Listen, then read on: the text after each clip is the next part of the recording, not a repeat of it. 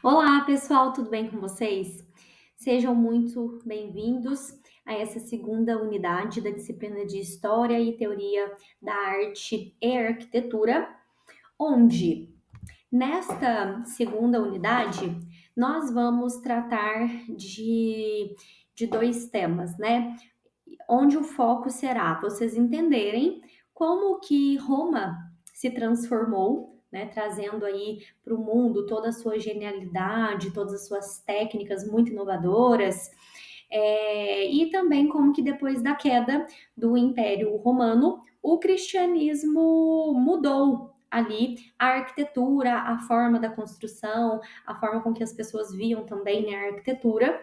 Então, nós temos a introdução da arquitetura paleocristã e o início da Alta Idade Média. Então, para essa unidade, nós temos aí, primeiro ponto, arquitetura e urbanismo romanos, para que vocês possam identificar aí algumas características da arquitetura romana, para que vocês possam entender algumas características do urbanismo e reconhecer também algumas obras de relevância desse período.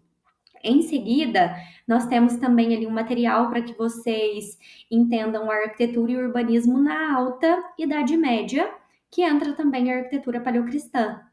E nesta parte, vocês vão ver as características ali da arquitetura desse período, reconhecer o estilo paleocristão e identificar também algumas obras, alguns exemplos.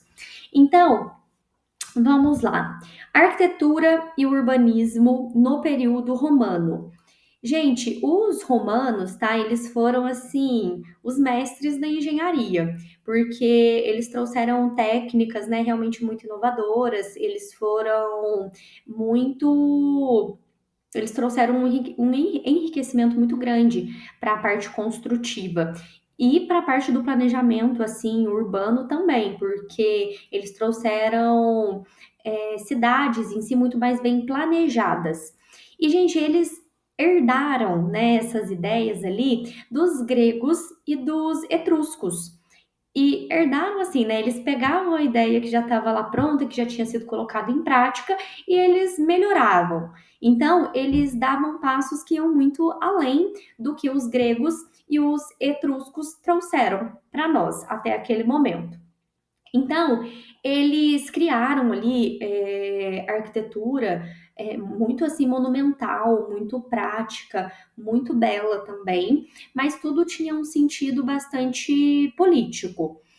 Então, tudo para Roma tinha uma função pública. Nós vemos assim na arquitetura, no que é apresentado da Roma antiga, templos, fóruns, termas, teatros, anfiteatros, basílicas, né, que tinham assim expressões ali do poder imperial daquele momento.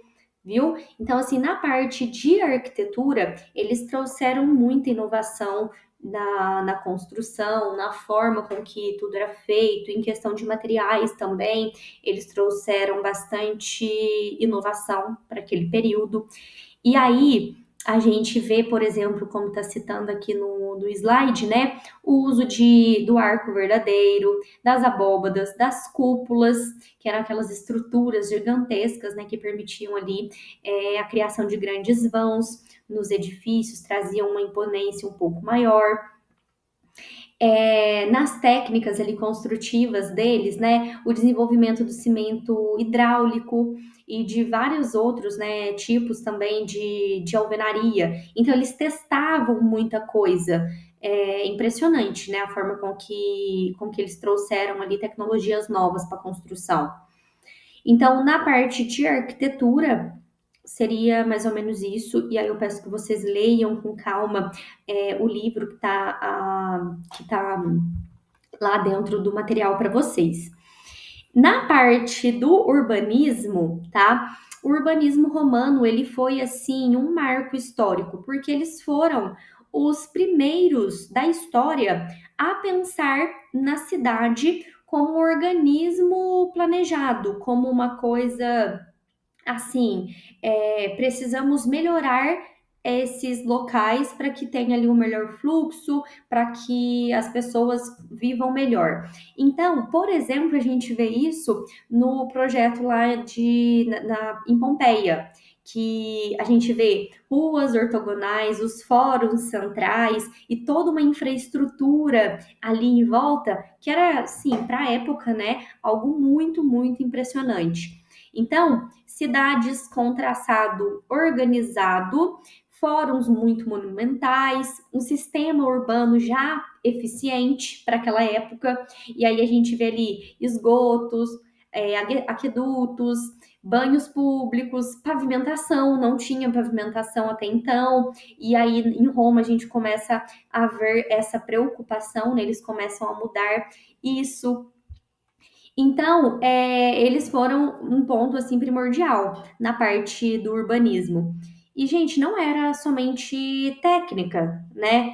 Porque tinha toda uma intenção por trás de tudo que os romanos faziam. Porque cada uma daquelas construções que eram feitas ali, eles faziam como uma celebração de alguma vitória, de mostrar ali o poder do Império Romano sobre os povos.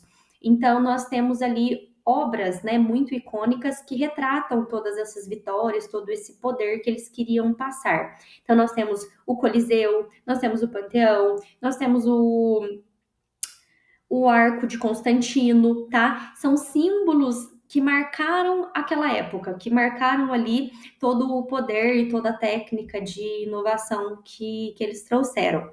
Eles foram, assim, realmente muito extraordinários nas escolhas que eles faziam. Nas cópias, né? Que o pessoal sempre fala que os romanos copiavam. Na verdade, não. Na verdade, eles traziam coisas bastante melhoradas, tá?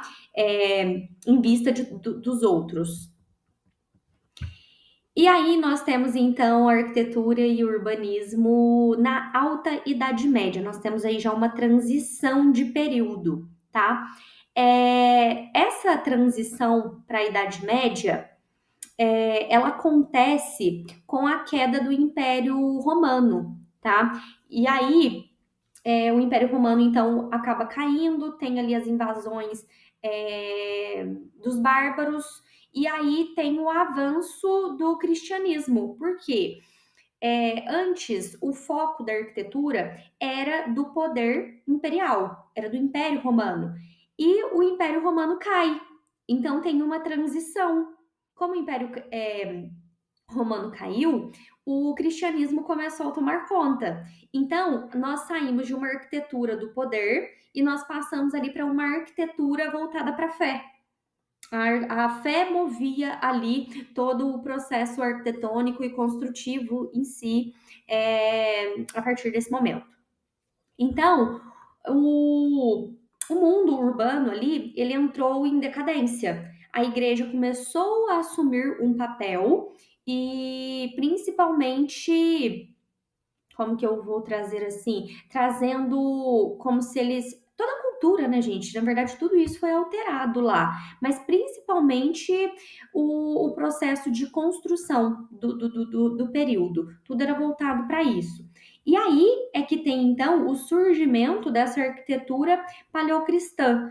O que foi a arquitetura paleocristã? Foi o cristianismo, que antes era perseguido, que não tinha voz, que tinham ali cultos em catatumbas, todos escondidos, tudo muito caótico.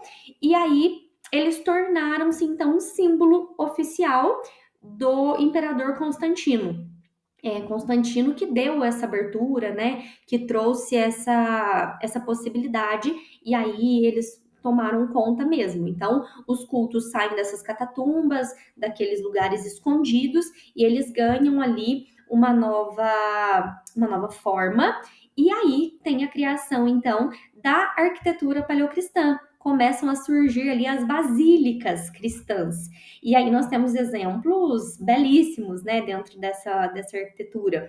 Nós temos a Basílica de São Pedro, nós temos a Basílica da Natividade, entre vários outros edifícios aí que foram construídos nesse processo. E então, né, com toda essa transformação, com a queda, com a vinda aí dos cristãos, a alta Idade Média, né, aí entra a arquitetura bárbara. A Europa, ela estava ali se fragmentando, né? Tudo estava sendo já um pouco dispersado. Aí nós temos o campo sendo substituído pelas cidades, né? As pessoas começam a vir para as cidades, e tudo isso começa a afetar muito todo o processo de construção, todo o processo de criação. Então, as construções passaram a ser um pouco mais simples e um pouco mais rústicas, porque nesse período aqui da Alta Idade Média, que traz aí essa arquitetura bárbara, tá? Os povos germânicos, eles trazem novos elementos. Então, eles saem de todo aquele contexto daquelas obras que eram feitas ali em pedra, tinha uma robustez ali muito grande, e a gente vê que tem uma introdução, por exemplo, da madeira. Então, existe uma transição assim bastante brusca de um período para o outro aqui. E aí, nós vemos ali artes, né? Tudo muito ornamentado, tudo muito simbólico, mas nesse momento aqui já não se tem mais tanta representação humana. Porque a gente vê que no período lá da Grécia, que vocês acabaram de passar na unidade 1, e ainda na unidade 2 aqui na Roma, tinha-se ali uma preocupação muito grande com a beleza, com a simetria, com a harmonia, e toda a representação era muito voltada para a representação humana. E aí aqui isso começa a ser deixado de lado. Então, na Alta Idade Média, isso se perde. A gente começa a ver ali muitas questões ornamentais, mas coisas simbólicas. E aí a gente vê que a fé domina a maior parte desse contexto. Então, esta arquitetura ela ficou realmente marcada como um processo de transição. O mundo clássico, racional, que a gente tinha, passa ali a ser uma arquitetura espiritual, uma arquitetura defensiva, uma arquitetura artesanal. Porque na Alta Idade Média, nós vemos ali também os fortes, né? Tem a arquitetura dos fortes, aqueles castelos e tudo mais. Então, é uma transição bastante radical, ela ficou bem marcada nesse processo, viu? E então, né, como fechamento para tudo isso, vocês precisam compreender aí que os romanos, eles nos trouxeram muitas técnicas, muita inovação, e nós tínhamos ali obras, tá, com bastante proporção, com bastante harmonia, e também tínhamos um planejamento urbano bastante legal, bastante inovador para a época. E aí, nesse processo, nós temos então a vinda dos cristãos, que começaram a trazer aí um processo de mais significado espiritual para a arquitetura. Então, nós temos um processo de troca, porque, gente, os romanos, eles eram pagãos, tá? Então, os cristãos, eles não queriam que aquilo ali fosse símbolo, mas que aquela arquitetura que já tinha sido feita permanecesse ali. Eles não queriam utilizar aquilo que estava sendo usado por pagãos. Então, nós temos realmente novas obras e novos espaços, e tudo trazendo uma nova significação para aquele povo, tudo voltado para a fé, para a parte espiritual.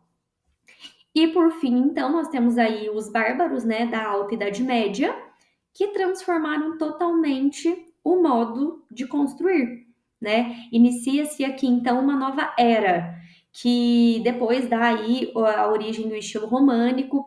Gente, tem como material ali, tá, de complemento dentro dessa unidade, a parte, por exemplo, ali da arquitetura bizantina, a parte da arquitetura gótica, que é bastante legal, viu? E porque é um processo, tudo isso vai acontecendo. Então, eu peço que vocês vejam esses materiais aí também de apoio que está disponível. E aí eu preciso, né, então, que vocês compreendam que tudo isso mostra como que a arquitetura ela é um espelho da sociedade, desse povo que vive ali naquele momento, porque tudo isso muda rapidamente de acordo com o poder, com a fé e com o modo de vida das pessoas.